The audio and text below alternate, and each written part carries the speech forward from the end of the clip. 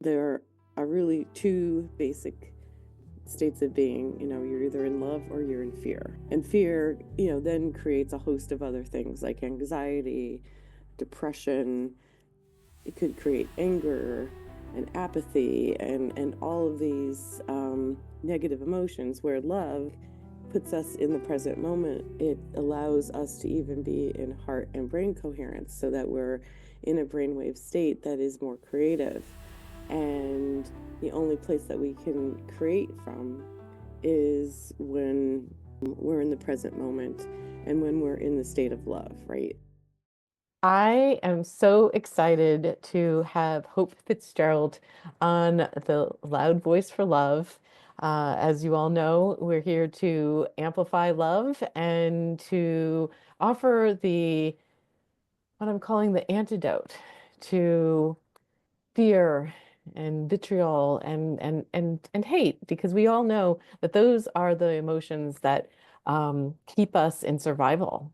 And we want to give the listeners access to people, friends, that have really amazing advice for how we navigate like just things in our own lives, but things in the bigger picture in the world. So today, Hope, who I've known for actually quite a long time, I mean, maybe 15 years, I would say. Right. Um, she was just an absolutely dear friend, and I learned so much from her on my own healing journey. And she is a true spiritual teacher. She's an intuitive dowser. She's a coach. She's an author. Her book, The Infinity Wave, is amazing. Everybody needs to read it. And the thing that I definitely did with Hope was the neurofeedback, right? Back when I was just getting into understanding how our brain worked and how incoherent my brain was. Join the club. Most people are that way. So, and back then, of course, because I was a bit of a perfectionist, that I felt like it was my fault that it was incoherent, right? And I didn't really know how to calibrate it, but my healing journey, has really kind of thrust me into this world where I was able to figure out it's not really my fault, because there's so many things going on in the invisible world, in the subconscious. So, but I want to just hand it over to you, Hope, at least, like, please expand on the very light overview of who you are and what you do, and then we'll get into talking about being a loud voice for love. Okay. Well, it's so good to be here with you, Carol. Um, you know, I was always a very spiritually oriented person, really, from the time I was a kid. I asked my mom to take me to all the houses of worship in our town when I was 9. And bless her, she did, you know. And I was seeking something. I was like the it, it, where can I find it? And I never really did at that point. So I just went along with my Presbyterian upbringing. But when I was 17, again, my dear mother, who opened so many doors for me in the spiritual world, insisted that I learn transcendental meditation. And that was not exactly tripping off everybody's tongues in those days. And so I went, and I noticed after about 2 weeks, 3 weeks of meditating every day, how I suddenly had more than two gears. I had more I had the ability to observe myself and then to wait before reacting. Like, as a teenager, we tend to just kind of blow the top or whatever. Yeah, And well, I not know, just a teenager. I mean, but I started to notice these different gears that I had and that I had control over them. So that was really mind opening. Um, After that, I went to Findhorn. I learned all about plants speaking and having consciousness. And I learned about hands-on healing, and I just carried on my merry little way on a track that was my spiritual journey. Meanwhile, I'm living my life in other ways. That in those days I was a performer, and I was, doing all that kind of thing in major cities in the country.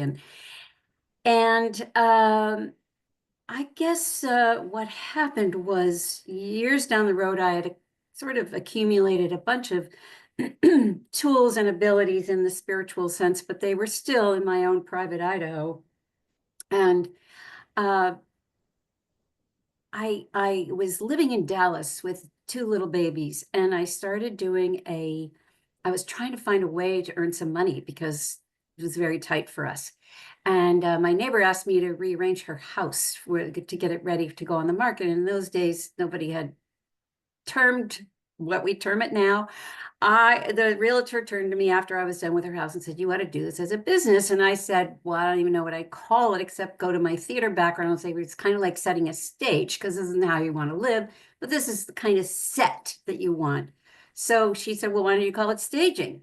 So I did. And that started a whole area of my life. And the only reason I'm telling you this is because I wanted to learn about feng shui in order to enhance my staging business. And so I found this woman in Texas, and she would go to all the different participants' houses every Tuesday night. We went to somebody else's house. They came to my house, and she walks in the door with a bunch of wire hangers in one hand and a pair of clippers, wire clippers in the other hand. And she was this little pint-sized thing with big hair and big shoes, and adorable, clever gal. And so she started to teach us about feng shui as she's cutting the wire hangers up into these L shapes. And she's introducing us to the fact that you can use this thing called dowsing with these metal rods for your feng shui. So let's say you've finished a room, but you want to make sure that it's perfectly balanced with all the 5 elements. You can use your dowsing rods to ask that question and find out. Or you can use it for a variety of reasons. Anyway, everybody went in my backyard and stood against the garage wall. I was not allowed to participate because I knew where the water main was. And she said, "Okay, everybody, you walk forward in baby steps, holding these rods out in front of you, and ask that they show you when it crosses the water main." And I watched 8 people walk, and all of a sudden their little rods went right over the water main. And I went, "Oh, I like this." What is this now? Now, I didn't know yet that working with the pendulum is another form of dowsing. But at that point, I just thought this was a unique freestanding thing. And the next morning, I literally went into my closet and I got my little rods out, kind of shaking. And I asked a silly question like, "Is the sky purple?" And of course, they start to go this way to tell me no. And then I asked another question that was a yes question and a yes answer, and they went in, and I went, "Oh boy, what is this?" Well, that started off a relationship. And I wasn't sure what the relationship was with, but I tentatively started to trust it. I would ask simple things like, what day should I go to the grocery store? I had 2 little babies. It was Texas. It was hot. Should I go on Tuesday, Wednesday, or Thursday, whatever? And they would tell me, and then I would go on that day. And by doing that, I was communicating that I was listening and participating. Well, over the years, those questions got more and more risky, requiring more and more trust, and requiring moves across the country and all kinds of things. But by then, I had pretty strong, trust in them and in the guidance that I was receiving. And it didn't bother me that I didn't know who, what, where was talking to me. I just knew that I had some kind of backup system, as we all do. And the only reason I'm telling you this is because it grew into a practice that I eventually, after many years, did for other people. But it was important because in 2010, after a very, very challenging, painful year, I was really so emptied out physically, mentally, emotionally, and spiritually. And I know a lot of people feel like that right now. That I knew if I didn't do something that was going to fill my tanks back up, that I would, what happens? We get sick. The body doesn't lie. And you know that very well. And so I went off to these sound healing retreats, and I had a profound experience during those. And when I came home, just to make a long story short, I felt delightfully empty. Like I had scrubbed my inner bowl and I was clean as a whistle. I'd released so many things. And on the very last practice of those sound healing retreat, I had received such a powerful message about a question that I had, and it was a surprising answer that came to me in the practice. I was so grateful for this new perspective that freed me up tremendously, that in my mind's eye, I went prostrate on the floor, and out of me, it wasn't from my mind, but out of my soul came, I am a willing vessel, do with me what you will. Mm. Now, I wasn't in the habit of saying those things, but that's what just popped out of me. So, okay, so I go home, I'm empty, I'm feeling great. A mutual friend of ours, Jan, was in my living room 3 days after I got home, and I was starting to tell her the story about my incredible time at the retreat. I was walking across my living room, and then all of a sudden in front of me was this big, giant wave of water. And it stopped me in my tracks. And there seemed to be this byline underneath that says this wave represents a push of evolution that is coming to the planet. It's going to anchor in at the end of 2011. If you resist it, things won't go so well for you. If you learn to swim with it or surf with it, it's going to go much better. The wave turns on its side, becomes a big curling letter C. The message is, as the water pulls away from the shore and deepens into the seabed to get its power to create that crest, so should you, meaning me, meaning all of us, leave your book learning on the shore, go to the earth and go to the wisdom keepers of the earth for your knowledge. And then mix that with this incoming, whatever this incoming push was. And then the letter C, instead of just falling into the ocean, turned into a standing figure eight of flowing water. There was no message with that. It hung out in front of my forehead for about 18 inches, and it didn't go away. So finally, after 3 days, I sat down with my dowsing rods. So by then I had a pretty facile way of communicating with them, not completely relegated to yes and no, because by then I was starting to hear things, see things, and so we could kind of go down a merry little path with them. And to make a long story even shorter, hopefully, they said we could call this figure eight made of flowing water the infinity wave. Now, that's just the name of an image of a beautiful geometry, which is a metaphor for what's behind it, which is this force, this urge that is the infinity wave, that is the power of it. So I was told I was supposed to teach about it and start in January. And I said, no, I don't want to do that, because I was very happy with my own little track on the side. And I never in spiritual things, I didn't ever want to stick my head up above the crowd. I was just always a student, which I still am. But I just want to do it anyway. They reminded me of what I had said when I prostrated myself on the floor, figuratively. Yep. And when you say a thing like that to source, you can't go back on it. Yeah. Long story short. So I went ahead and booked a room, and to say I was terrified is putting it mildly, because as you know, I'm a fairly buttoned up person. I had taught many things in my life. I crafted courses, I had every segment just like you do. And, I think we're very similar in this way. Yeah.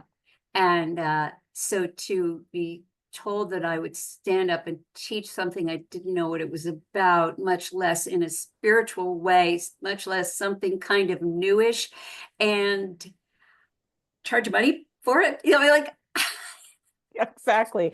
No, and it's so brave. I mean, honestly, like, but the thing is that you had the spiny sense, right? To not ignore it, right? This and you was, had your tools, right? Like, and just, for the listeners, like, just to bring it into the science realm, right? In quantum physics, we're 99.99999% energy. So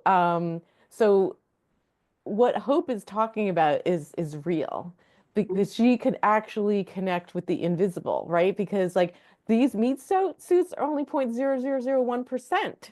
mhm. So Hope has tuned in to this whole, actually, whatever what is real.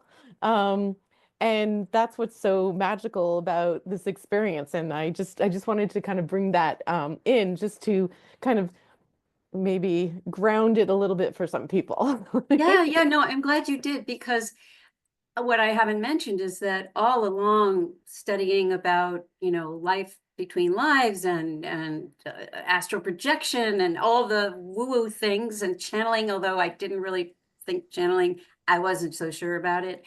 Uh, Even though I'd read a lot of books that were channeled. At the same time, I was studying science Yeah, and looking at how the convergence was happening, and really just marrying so much. So yeah, in that first workshop, I actually pulled in a lot of science, as yeah, you're mentioning, to back this up, and a lot of indigenous mm, knowledge, which is what they told me to do. Go to the earth and the wisdom keepers of the earth. So I did, and I learned shamanism, and I learned a bunch of things. But um, I tried to pull from all these different places yeah. to ground it in some kind of reality.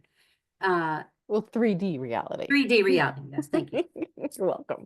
So I was told that the workshops would be one weekend a month for 3 months, and I would sit down with Jan, because I was at a loss for how to describe this thing and what this thing even does, this Yeah, infinity wave thing.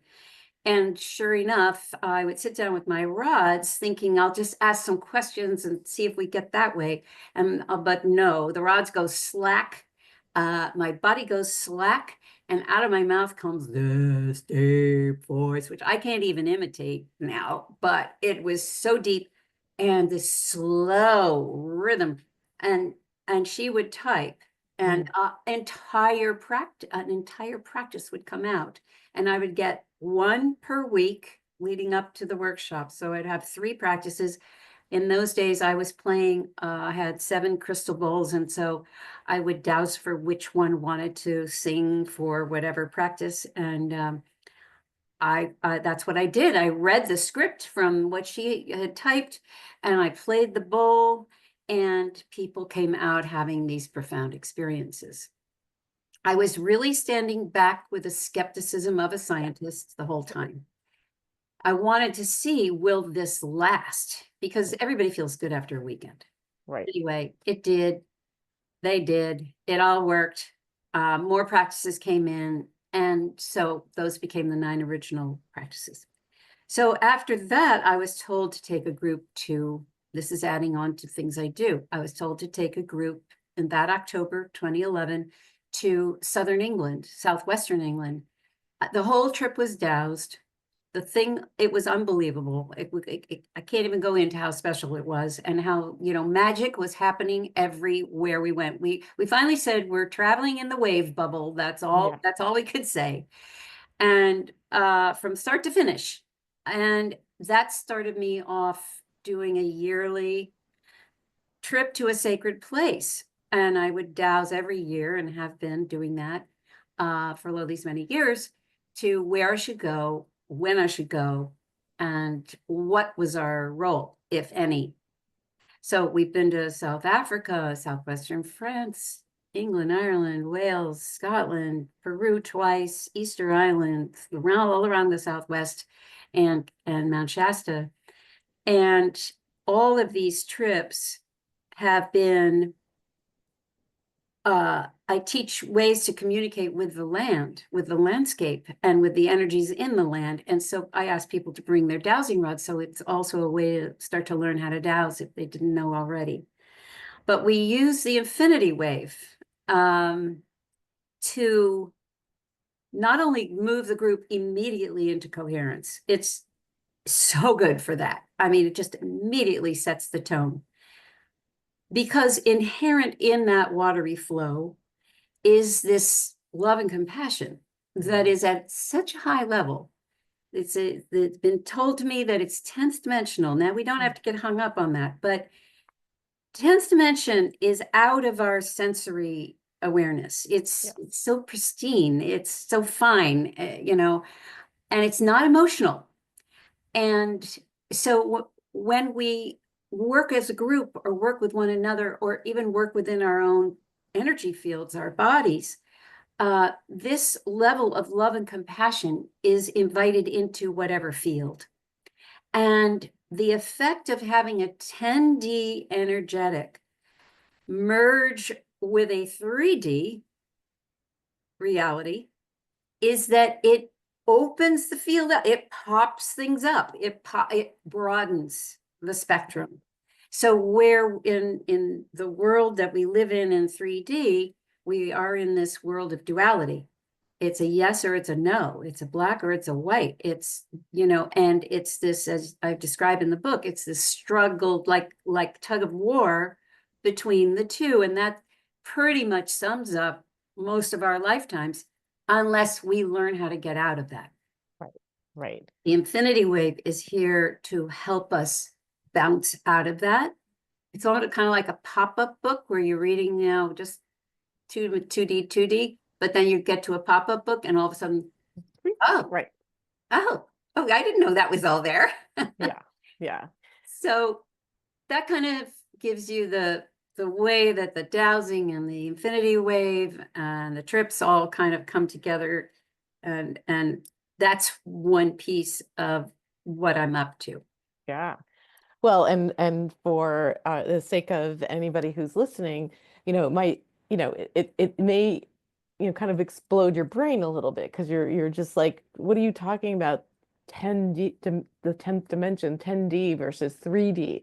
Well, and Hope mentioned source energy, right? So it's like we've all descended from source, whatever you want to believe source is, but it was oneness, right? And so when we descended into the third dimension, like that's when duality and polarity and all of these things, and also the density of our bodies, like we're the physical body.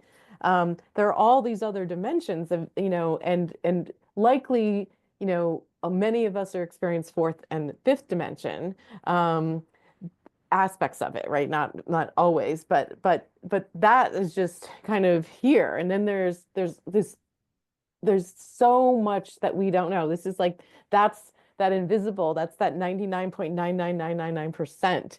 And Hope has the ability to express and connect to the dimensions that most of us don't. And it might sound super far out, but I can just tell you that, like, I think it is far out, right? Like if you, right? Like, but it's also within, right? And I think that's where the missing is like we are the universe, and we all have it, it's available to all of us.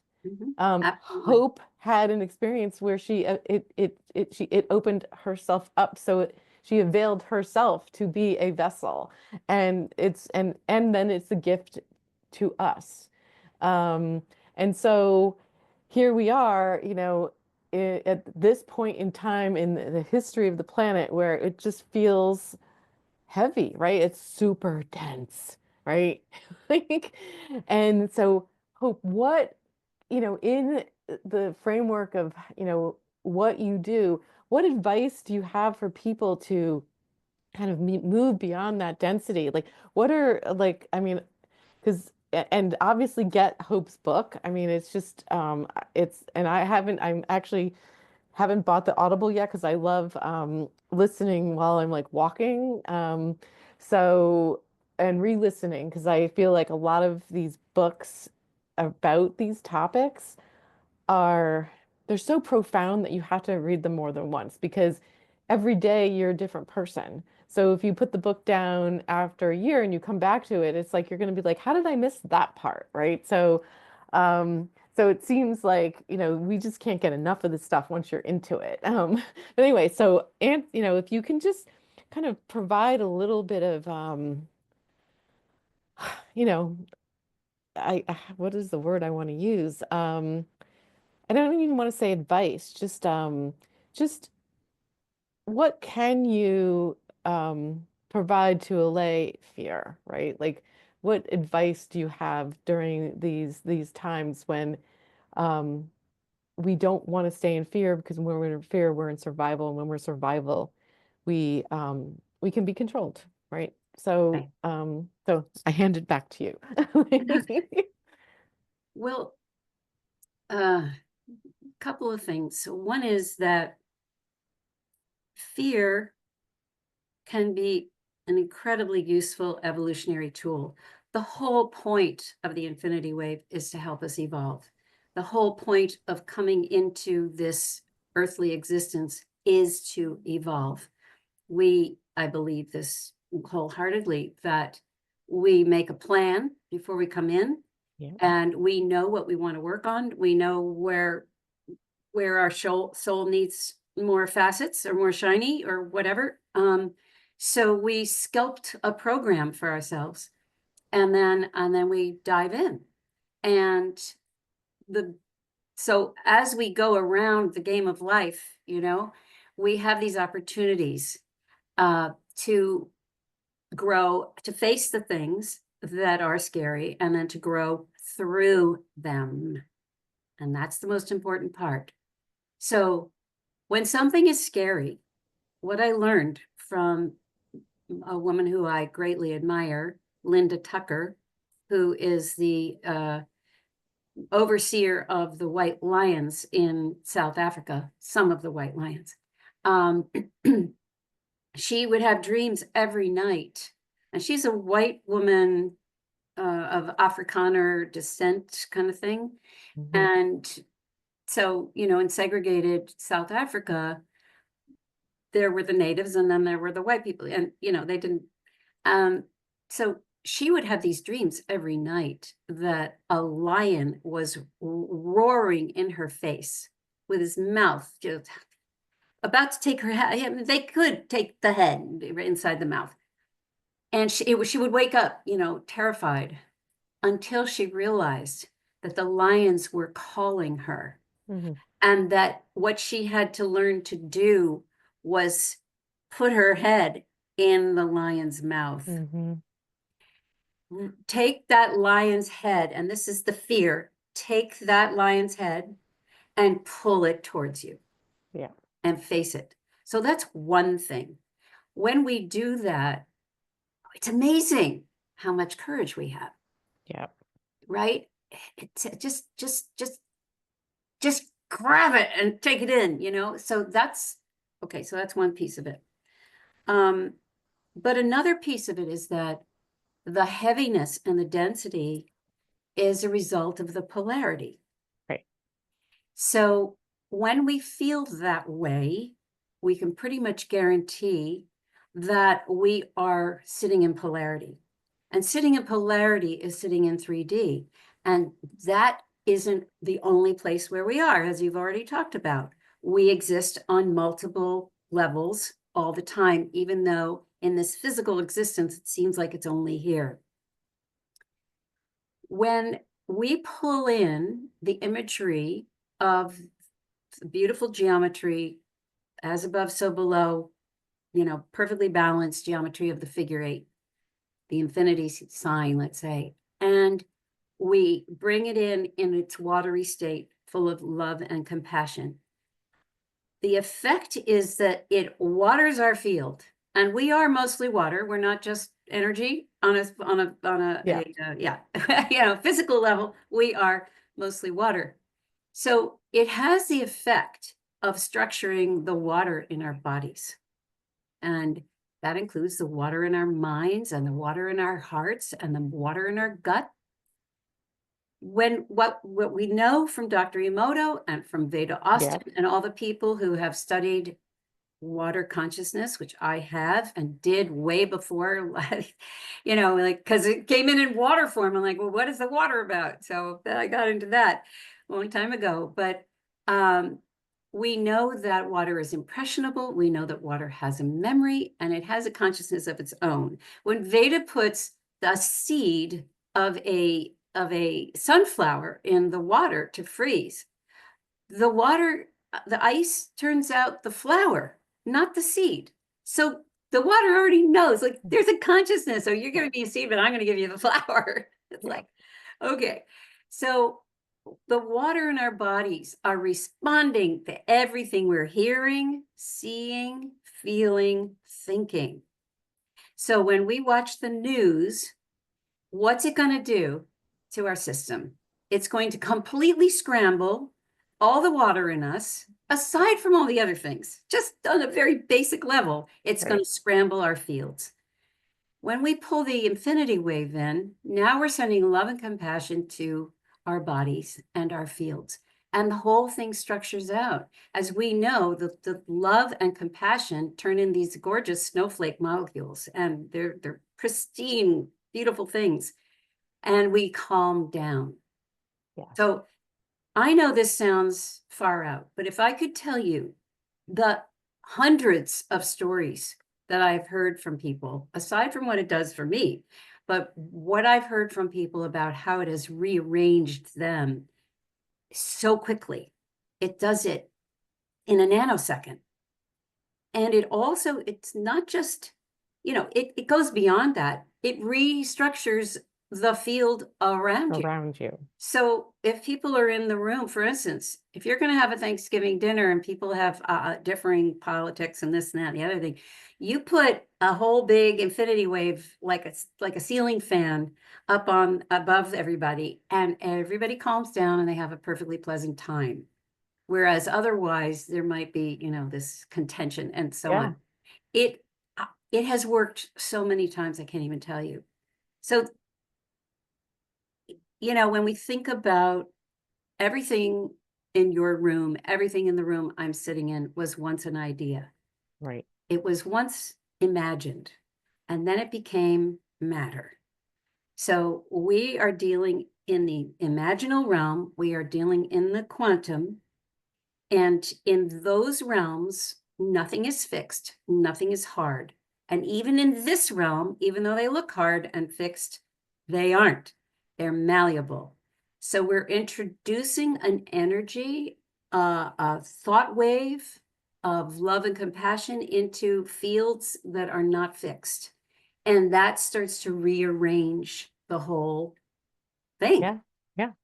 So, you know, which I actually like just popped in my head. It's like it all started with rearranging furniture, right? Like, I mean, but it's a fascinating metaphor though, because that when you do that furniture rearrangement, you're actually doing an energy practice, right?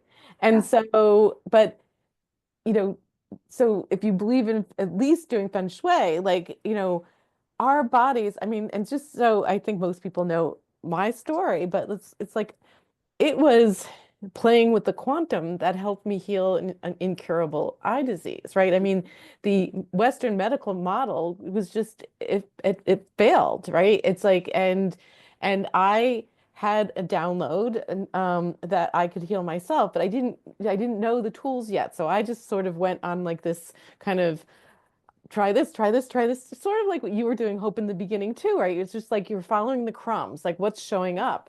And but we live in a very generous and abundant universe and with infinite possibilities. And we're not taught that. We in this 3D realm, you know, it's the scarcity model, right? Like, you know, if you have it, then I can't have it, right? This other model is just, it's so profound. I mean, there's so many tools, and Hope is like has the one that uses love and compassion, so that you can actually rearrange. It's like you're rearranging your cells for health, right? Your cells for harmony, but you're also, contributing to the consciousness of the planet when you're doing that. And that is really what we're talking about. If we're talking about raising the consciousness of the planet, each one of us one by one, but most people don't have the tools and they don't know where to turn and what to do. And the reason why I'm doing this podcast is so that, I can educate. I could open you up to tools, open it up to people that I trust that are doing this work. And what I can tell you, with no doubt in my mind is that, like, we are divine children of the universe, and we are made to live joyfully and healthfully. And that is, Hope's mission, my mission is to, like, get that word out, and that we don't have to kind of allow our bodies to get unhealthy because we're focused on, negative news or negative experiences. And and but it doesn't mean that, our head's in the cloud. Right, right. No, I mean, I think the trick is to really get all the juiciness out of this incredible abundant life. We have these senses, we have the ability, most of us, to move around and observe things through these senses, and it's precious. And what's happened over the years is that this channeling or ability to transmit whatever, I don't know what you Whatever you want to call call it. it. It's your Um, ability to bring messages to us. yeah. So that has grown by leaps and bounds, and I offer a lot of free, meditations and so on.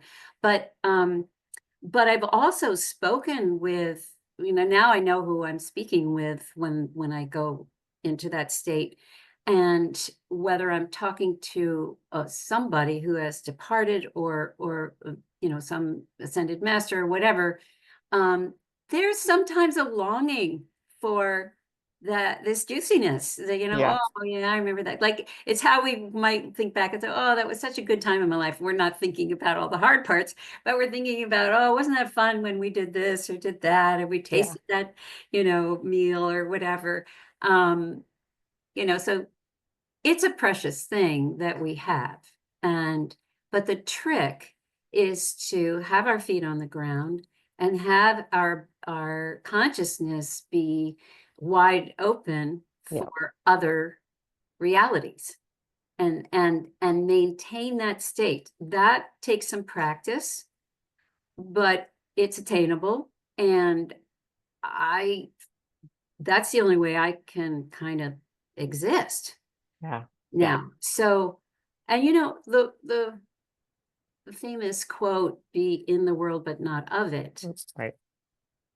Everybody thinks Jesus said it, but he didn't. It's a Sufi saying. And I've really thought about that a long, long time.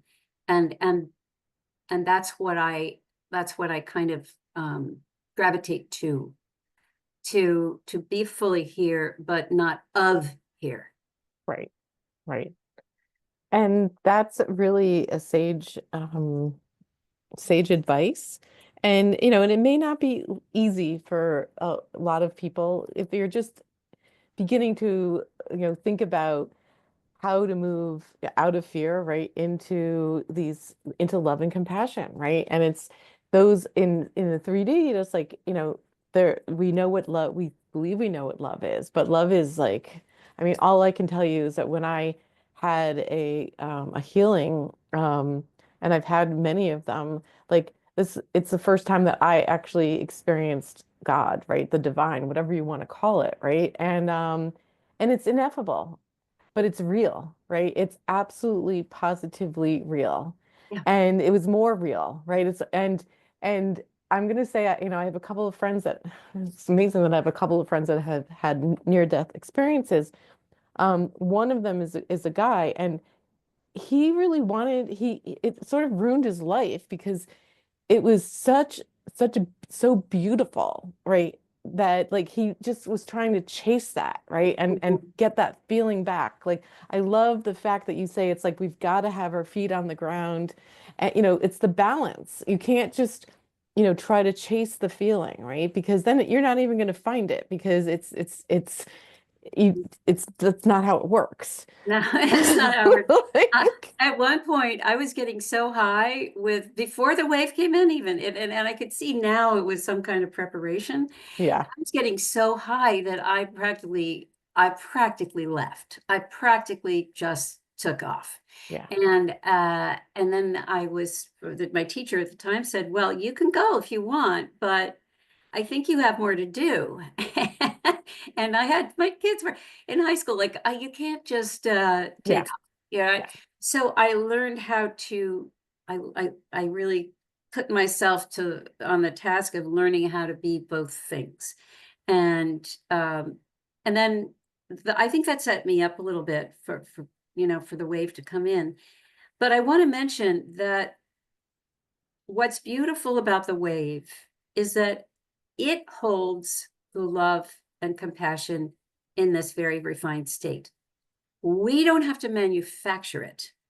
So when we invite it into our hearts or we run a wave with somebody else, um, the wave will have its effect on us. It'll start to shift our fields and our sentiment. We don't even have to get to a feeling of deep love and deep compassion. No, but it starts to change the dynamic. And as a result of changing the dynamic, it changes the conversation, whether that's an internal conversation or a conversation with someone else. And it rises things up to a better, more elegant level. That's evolution. When we go from one state to a slightly more elegant and more refined state, that's evolution. Right. And that's what we come here to do, to Yes. evolve our souls, from point A to point Z. It's the only thing we have in the beginning and at the end. So, That's right. That's right. you Like, know, like,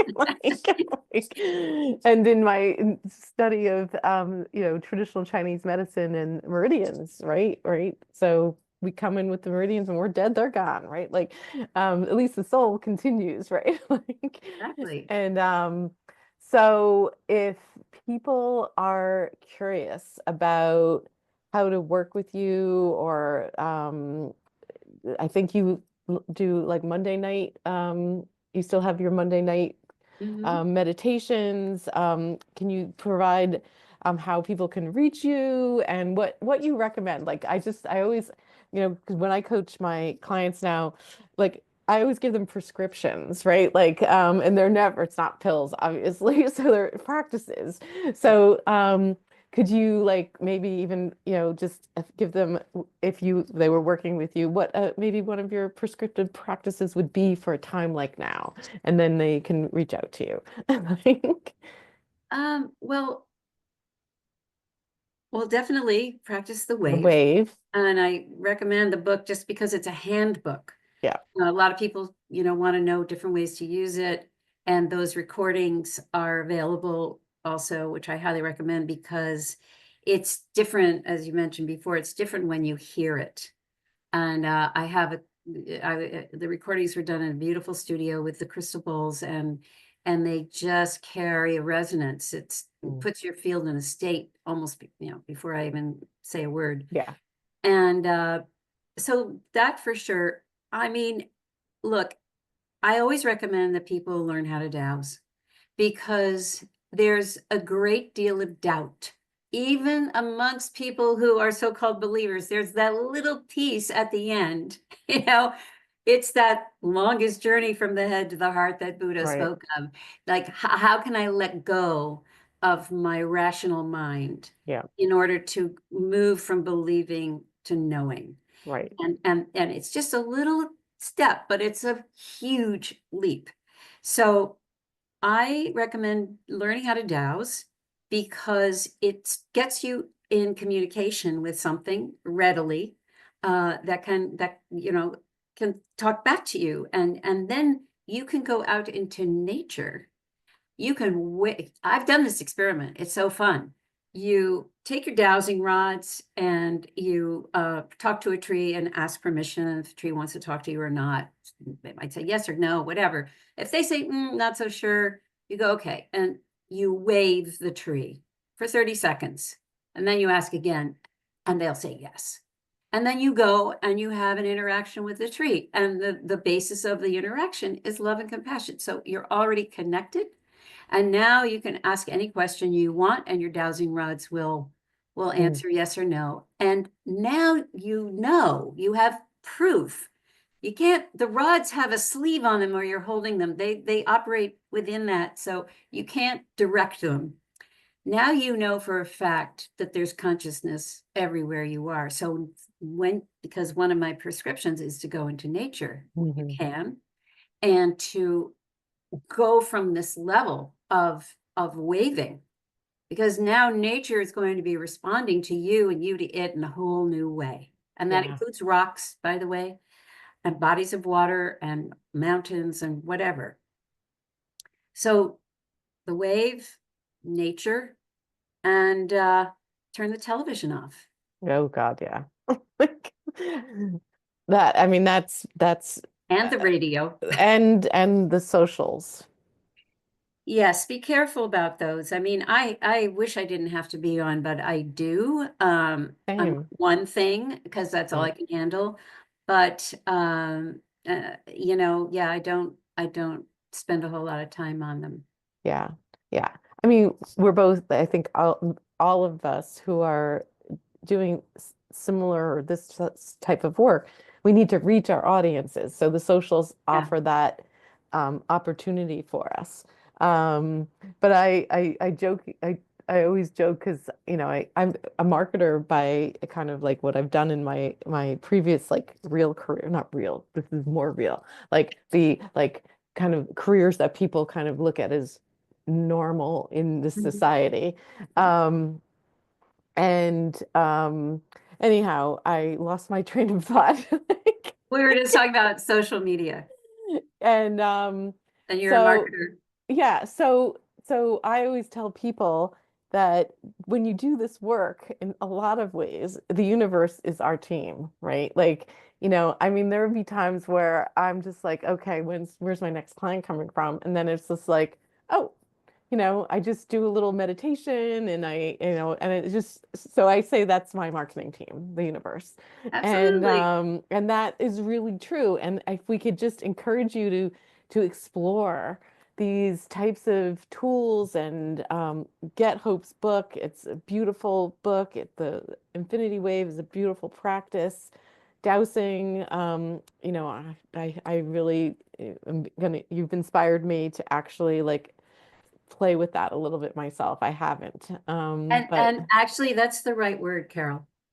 I encourage people to play with it, not take it seriously, not get all, whatever technical about it. There's no wrong or right way to do it. It actually is a conscious, much like water, it's a conscious energy, right. and it will often show us how it wants to be used.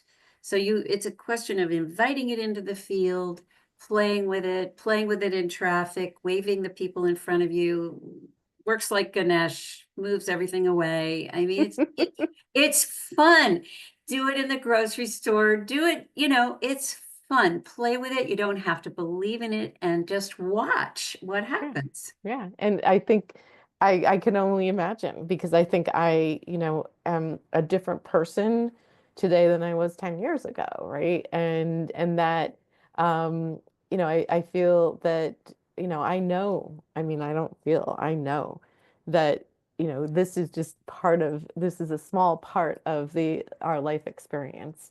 And if we could leave you with that message during this time when fear feels like and overwhelming and and you know and it's also okay, right? It's okay to feel it, right? I don't like spiritual bypassing, like, no like affirmations like I don't feel fear and all this other stuff, because that's just, those are just, it's not, we have all the emotions is really what I'm saying, right? And we have to feel the feels. And as Hope said, you said it in the beginning, the only way,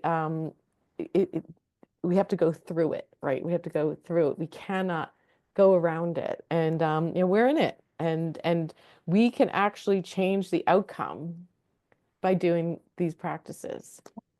So you mentioned before about how each and every person, sort of whenever somebody turns on the light bulb and awakens, so-called, that it makes a difference. And it absolutely does. And in fact, the very first channeling that came through in January 2011 spoke to that and said, each one who basically turns on their light matters immensely. And then we are the ones who are helping the birth of the others.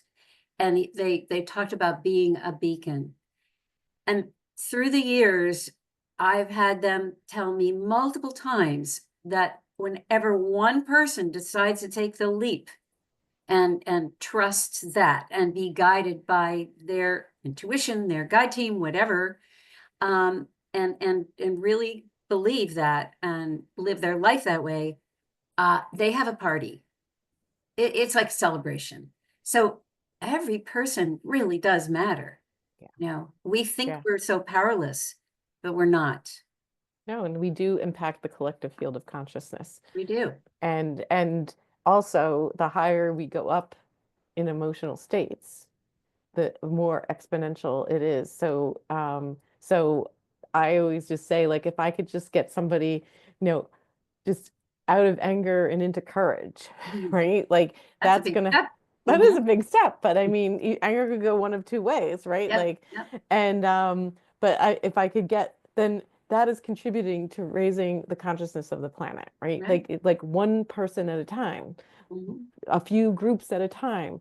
It's like, but be curious. Try to be open to these types of opportunities, and allow yourself to be surprised, because hey, look, I of course I didn't have intuition to get here. I had the swift, baseball bat of the universe that had to, like, give me a disease to wake me up, right? Like, don't wait for that, right? Like, get going, do these practices, and we could both. I mean, I would promise you that your life will change, and I know Hope would also. So, so what's your website? How can people reach you? Yeah, my website is spreadinfinitehope.com. And if you just go there, you can, sign up. And I write a weekly newsletter. And then on Monday nights, I have something every night of the month. Some of them, most of them are free or low cost. And then, yeah. So, and we have a community call, which I've started the last 4 months or so on the last Monday of the month. And everybody can bring their questions, their experiences. It's really been fun because I've got people all over the world, now, and it's just nice. People wanted to meet each other. Yeah. So, we're having a good time. That's so great. That's so great. And at some point, maybe we'll have you back, because I really want to talk about structured water. Yes. Which, because of the whole water, concept, and we're 70%, right? Is it 70% water? It's between 70 and 90, depending on your age. Okay. So, so, the importance of water, right? And so that would be a fun conversation. So thank you, Hope, for joining me. And this has just been so fun and illuminating, and I hope it has been for all of the listeners. And until next time, obviously, I'm Carol Marco, and this is A Loud Voice for Love. Raise a loud voice for love. Sky above, stars will guide. Together rise, we can move. side by side.